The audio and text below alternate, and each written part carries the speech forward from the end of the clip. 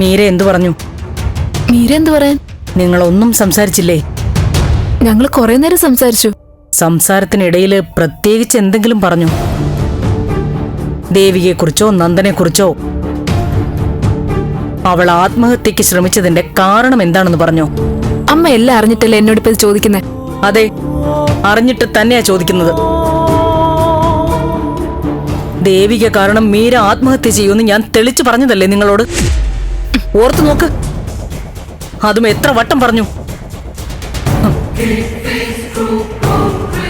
എന്റെ മനസ്സിന്റെ കുഴപ്പമാണെന്നല്ലേ അന്ന് നിങ്ങൾ പറഞ്ഞത്. ഇപ്പോഴോ? പറ, ഉത്തരം പറ. എല്ലാം ശരിയായിട്ട് വന്നോ?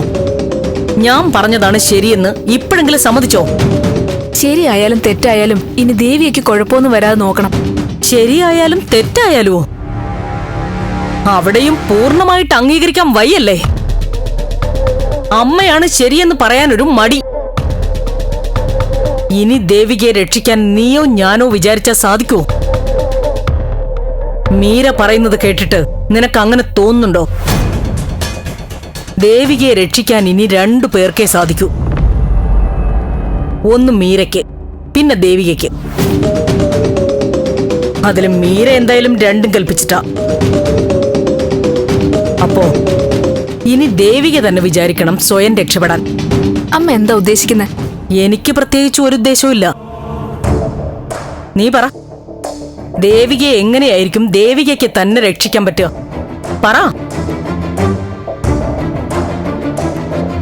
കണ്ടോ, നിനക്ക് ഉത്തരം മുട്ടി. ഇപ്പം മനസ്സിലായോ? അമ്മ പറയുന്നതിനൊക്കെ കുറ്റം കണ്ടുപിടിക്കുന്നത് പോലെ എളുപ്പമല്ല ചില പ്രശ്നങ്ങൾക്കൊക്കെ ഉത്തരം കണ്ടുപിടിക്കാനെന്ന്.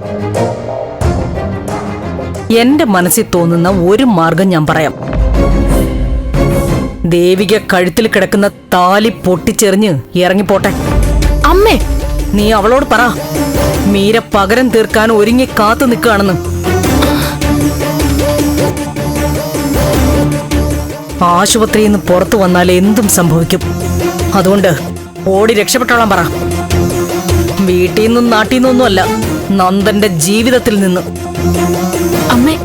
അമ്മ എന്തൊക്കെയാ പറയുന്നേ?